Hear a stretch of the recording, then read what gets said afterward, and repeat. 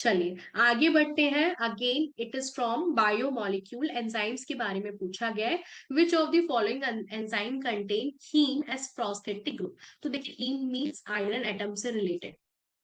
ठीक है, अब यहाँ पे इन्होंने 4 एंजाइम्स के ऑप्शंस दिए हुए हैं and you have to tell कि इसमें से किस एंजाइम के पास प्रोस्थेटिक ग्रुप में हीम है।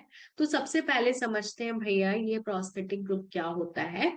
तो देखिए जो एंजाइम्स हैं this is very good flow chart.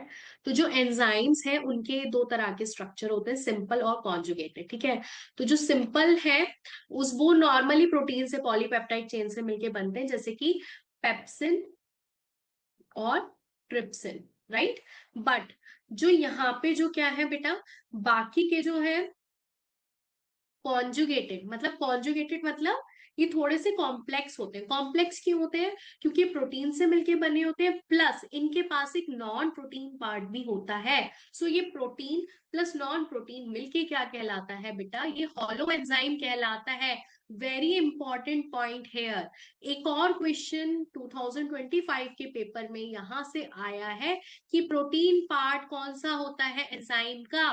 तो प्रोटीन पार्ट जो होता है वो होता है एपो एंजाइम, और जो नॉन प्रोटीन पार्ट है it is cofactor. Please make a note of it. और जो कोफैक्टर भी होते हैं, अब उसमें भी कैटेगरीज होते हैं भैया, कुछ ऑर्गेनिक होते हैं कुछ इनऑर्गेनिक होते हैं। जो इनऑर्गेनिक होते हैं उनको एक्टिवेटर्स बोल देते हैं, क्योंकि वो नॉर्मली मेटेलिक आयन से मिलके बने होते हैं।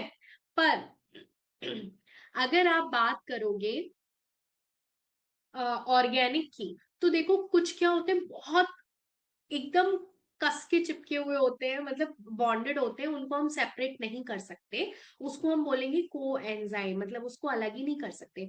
और जो मतलब सॉरी जो इजीली सेपरेट हो जाते हैं उसको हम बोलते हैं को एंजाइम। बट जिसको हम सेपरेट ही नहीं कर सकते, जो एकदम मतलब केमिकली बॉन्डेड होते हैं, they are called prosthetic group. तो यहाँ पे वही पूछा गया है, प्रोस्थेटिक ग्रुप मतलब which can not be separated, मतलब heme can not be separated.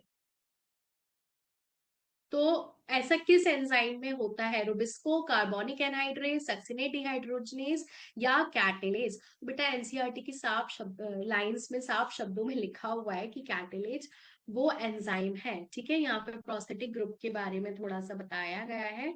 And then sorry